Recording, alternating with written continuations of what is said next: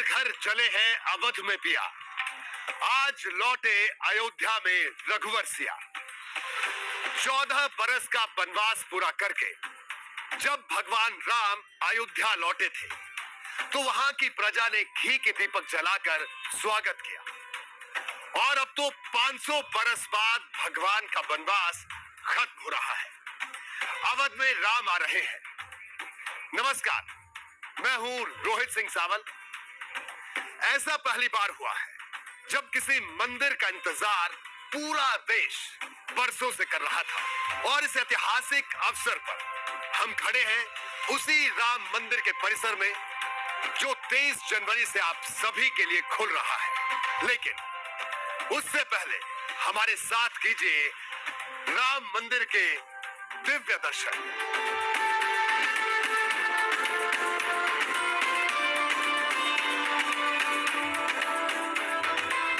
कैसा बना है अयोध्या का भव्य राम मंदिर। राम मंदिर में कहां और कितनी दूर से होंगे रामलला के दर्शन, आपके मन में ढेरों सवाल होंगे। एबीपी न्यूज ने न सिर्फ मंदिर का जर्रा जर्रा बनते देखा है, बल्कि आपके लिए वो सारी जानकारियां जुटाई हैं जिससे न सिर्फ आप घर बैठे रामलला के दर्शन कर पाएंगे, बल्कि जब भी आप राम मंदिर आएंगे तो हर कदम की पूरी जानकारी आपके पास होगी। एबीपी न्यूज की एक्सपर्ट टीम ने मंदिर का ऐसा मॉडल तैयार किया है जो हूबहू मंदिर जैसा है।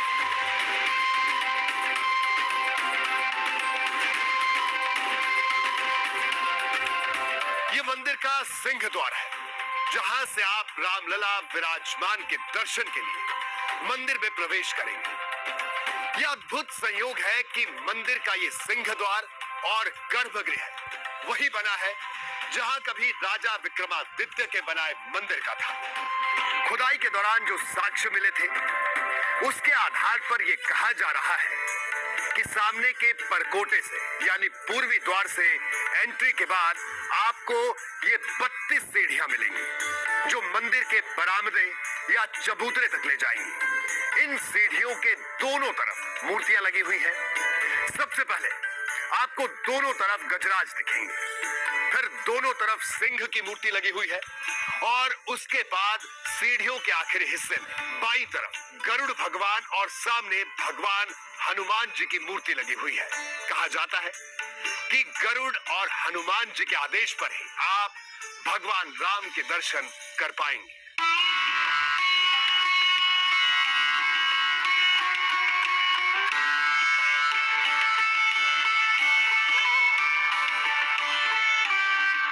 यह अद्भुत संयोग है कि मंदिर का ये सिंह द्वार और गर्भगृह वही बना है जहां कभी विक्रमादित्य के बनाए मंदिर का था। सिर्फ ये मूर्तियां ही नहीं, पूरा मंदिर राजस्थान के भरतपुर में वंशी पहाड़पुर के सैंडस्टोन से तैयार किया गया है। इन पर नक्काशी चमकती भी है और सॉफ्टनेस के कारण जल्दी भी होती है। इसी खासियत की वजह से पूरे देश में इस पत्थर को चुना गया।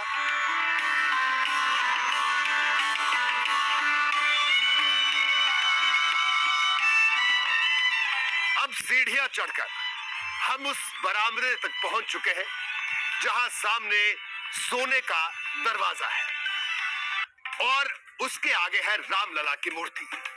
शास्त्रों के हिसाब से मंदिर जब बनता है तो निर्माण ऐसा होता है कि सामने से सीधे भक्त को भगवान के दर्शन हो। यहां भी आप इस मुख्य द्वार से ही सीधे रामलला के दर्शन कर पाएंगे। आपको इसके वास्तुकला के बारे में भी बता दें।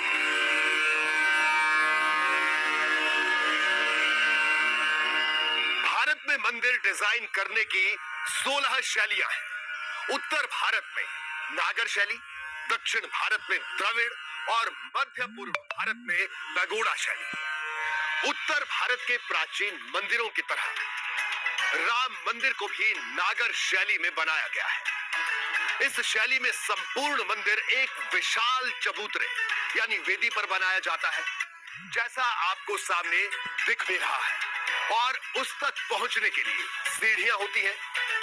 सोमनाथ मंदिर से लेकर पुरी के जगन्नाथ मंदिर और कोणार्क के सूर्य मंदिर इसी शैली में बने।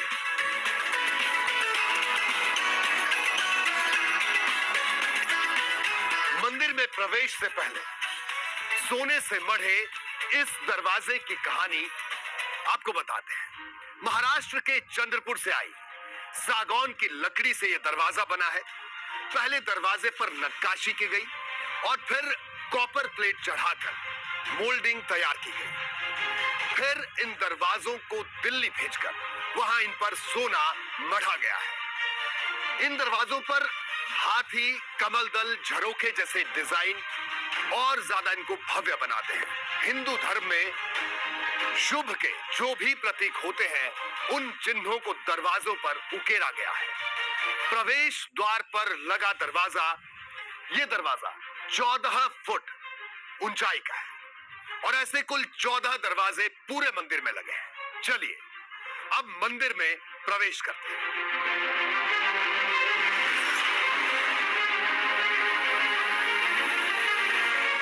मंदिर में प्रवेश करने के बाद आप सबसे पहले नृत्य मंडप में पहुंचेंगे। नागर शैली में बने मंदिरों में मंडप बनाने की प्रथा होती है। एक से ज्यादा मंडप गर्भगृह और प्रवेश द्वार के बीच स्थित होते हैं। मंडपों में दीवारों पर देवी देवताओं की मूर्तियां बनी होती हैं। नृत्य मंडप में शिव तांडव से जुड़ी मूर्तियों को भी उकेरा गया। आप देख सकते हैं ये भव्य नृत्य मंडप है।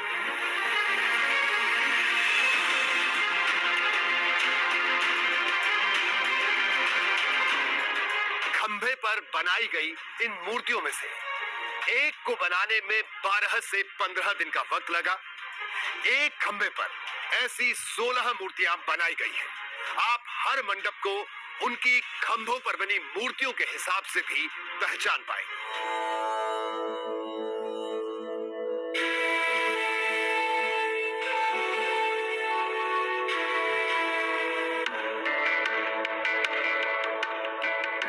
इन खंभों में कोई भी जॉइंट नहीं है। इन खंभों पर आइक्रोनोग्राफी यानी पत्थरों पर मूर्तियां उकेरने का काम और कार्विंग यहीं पर किया गया है। मंदिर में कुल 390 पिलर है, जिनमें 170 पिलर ग्राउंड फ्लोर पर है। प्राण प्रतिष्ठा के समय तक 70 खंभों पर नक्काशी का काम पूरा हो चुका है। जहां से श्रद्धालु गुजरेंगे उन सभी खंभों पर नक्काशी पूरी की जा चुकी है।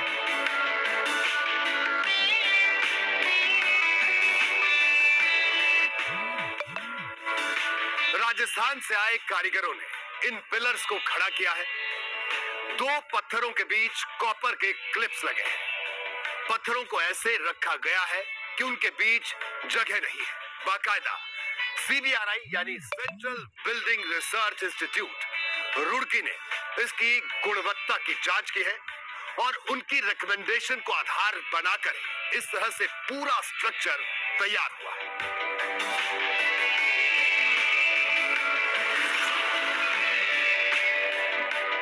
नृत्य मंडप से आगे बढ़ते हैं तो रंग मंडप आता है। ये भगवान गणेश की मूर्तियां यहाँ पर दीवारों पर उकेरी गई है। एक खंबे को बनाने के लिए एक ही टीम लगती है, जिनका काम मूर्तियों का आउटलेयर बनाना, श्रृंगार करना और फिर फिनिशिंग टच देना होता है।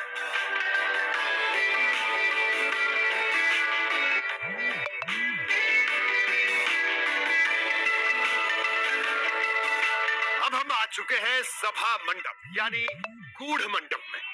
ये सबसे बड़ा और ऊंचा मंडप है, जिसके बाद सीधे गर्भगृह के दर्शन होंगे। भक्तों को यहीं से अपने आराध्य श्री राम के दर्शन करने होंगे। यहाँ पर खंभों में भगवान विष्णु से जुड़ी मूर्तियां उकेरी गई हैं। यहीं सामने लगा है सोने का मढ़ा ये दरवाजा।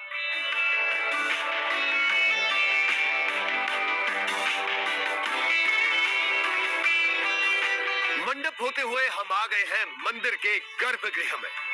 यहीं पर रामलला विराजमान होंगे। अभी हमने एआई तकनीक के जरिए प्रभु श्री राम की प्रतीकात्मक मूर्ति लगाई है, जिसे आप देख सकते हैं। इस वर्चुअल गर्भगृह में जो मूल मंदिर के गर्भगृह की हूबहू है, इसी तरह से रामलला को सोने के सिंहासन पर विराजमान किया जाएगा। मूर्ति ऐसी ही 51 इंच की होगी। बाल सुलभ इस मूर्ति में भगवान की आंख और चरण, समचरण जिसको कहते हैं, उसके दर्शन होंगे। उनके साथ ही रामलला टेंट से अस्थाई मंदिर में जिनको शिफ्ट किया गया है, वो रामलला भी रहेंगे। जब भक्त यहां तक पहुंचेंगे तो गर्भगृह में रखी मूर्ति से उनकी दूरी 25 से 30 फीट की होगी, तो भक्त भगवान की आंखों को देख सके और उन्हें सर से पैर तक निहार सके। इसीलिए ये तय हुआ कि खड़ी मूर्ति बनाई जाएगी और इसी खड़ी मूर्ति की प्राण प्रतिष्ठा 22 जनवरी को होने वाली है। अब आप सोच रहे होंगे, जब नई मूर्ति की प्राण प्रतिष्ठा की जा रही है तो फिर दो मूर्तियों की मंदिर में एक साथ पूजा क्यों होगी? तो आपको बता दें कि मंदिर ट्रस्ट का यह मानना है कि अस्थाई मंदिर में जो विराजमान रामलला की मूर्ति के साथ दुनिया के करोड़ों भक्तों की भावनाएं जुड़ी हैं और देश दुनिया के कोने कोने से भक्त अपने आराध्य रामलला की मूर्ति के दर्शन करने आते हैं। ऐसी मान्यता है कि रामलला की मूर्ति प्रकट हुई थी, इसलिए इनकी पूजा भी साथ साथ चलती रहेगी।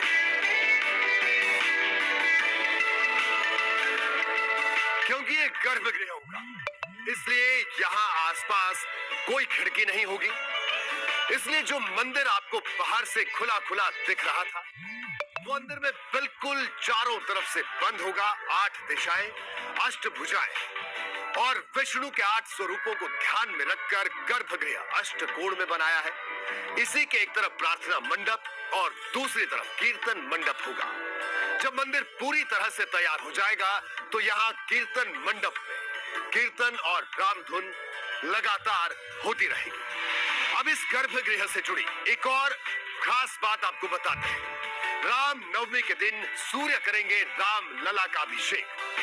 ऐसा खास इंतजाम किया गया है कि राम नवमी के पावन मौके पर दोपहर 12 बजे सूर्य की किरणें शिखर से आकर रामलला के ललाट पर पड़ेंगी, ताकि राम जन्म का लम्हा भक्तों के मन मस्तिष्क में यादगार रहे। अब आप सोच रहे होंगे कि ऐसा कैसे मुमकिन होगा? दरअसल ये मुमकिन हो पा रहा है तकनीक की वजह से।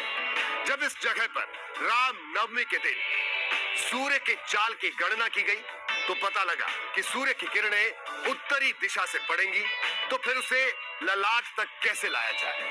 अब बेंगलुरु में ऐसा कंप्यूटराइज्ड सिस्टम डेवलप हो रहा है कि सुराग के जरिए सूर्य की किरण गर्भगृह में आएंगी और राम नवमी को दोपहर 12 बजे रामलला के ललाट पर गिरेंगी।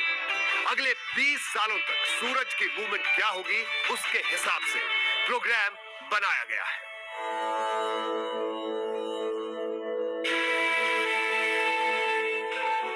ये मंदिर का दक्षिण द्वार है।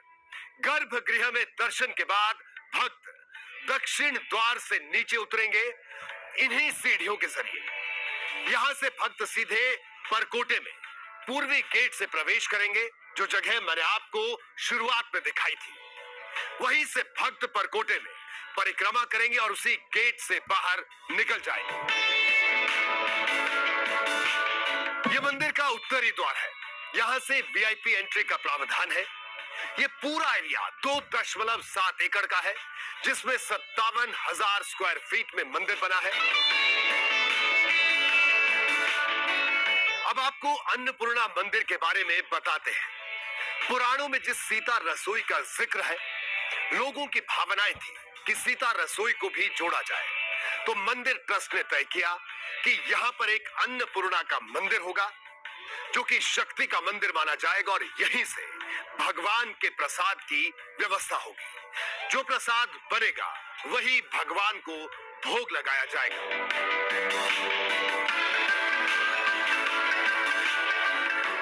यह मंदिर का परकोटा है, यानी बाहरी दीवार। यह परकोटा बाहर से तो बंद है, लेकिन अंदर की तरफ खुला है, जिससे भक्त परिक्रमा करते हुए लगातार मंदिर के प्रति अपनी आस्था निष्ठा रख सकेंगे। इसके बाहर में दीवार होगी, जबकि भीतर 100 से ज्यादा म्यूरल्स बनाए जाएंगे। उसके बाद मंदिर के भीतर घुसने का केवल यही दरवाजा होगा, पूर्वी द्वार। कहीं और से कोई मंदिर में प्रवेश नहीं कर पाएगा।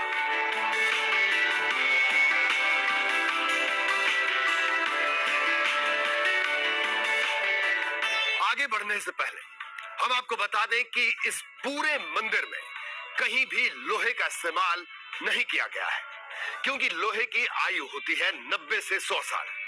अब चूंकि मंदिर कम से कम 1000 साल के लिए बनना था, तो लोहे को किया गया ना, और पूरा मंदिर पत्थर से तैयार हुआ। और ये जो पिलर आप देख रहे हैं, उनमें सिर्फ कॉपर की क्लिप के इस्तेमाल किया गया है, वो भी 2 पत्थरों को जोड़ने के लिए। उनमें भी कहीं लोहा स्टील नहीं लगा है।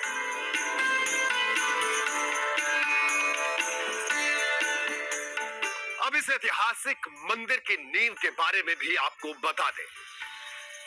जब यहाँ की मिट्टी की जांच हुई तो पाया गया कि सैकड़ों साल पहले सरयू नदी यहीं से गुजरती थी। इसलिए नींव के लिहाज से यहाँ की मिट्टी इतनी मजबूत नहीं है कि 1000 साल के लिए मंदिर को मजबूती दे पाए। तो तय हुआ कि यहाँ ऐसी मिट्टी लाई जाए जिस पर मंदिर मजबूत बने। तो हुआ ये कि 2.5 एकड़ जमीन की मिट्टी को बाहर निकाला गया और टेक्नोलॉजी के जरिए मिट्टी में सीमेंट और केमिकल मिलाकर ऐसा मिक्सचर तैयार किया गया जिसमें पत्थर जैसी गुणवत्ता हो जाए।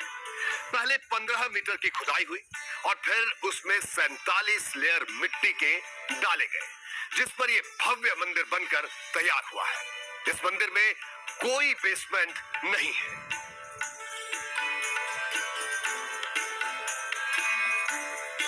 गेट से एंट्री करते ही सबसे पहले बैगेज हैंडलिंग यूनिट मिलेगी। यहाँ श्रद्धालुओं के सामान रखने की सुविधा होगी। इसी से थोड़ा आगे यात्री सुविधा केंद्र है, जिस पर 16 काउंटर रहेंगे, जहां भक्तों को सामान रखने के लिए फ्री लॉकर मिलेंगे।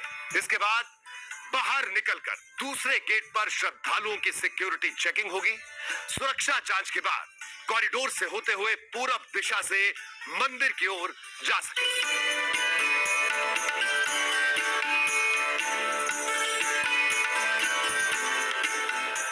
करीब 3500 मजदूरों की मेहनत का यह नतीजा है कि 40 महीने में मंदिर का पहला फेज पूरा हो गया है।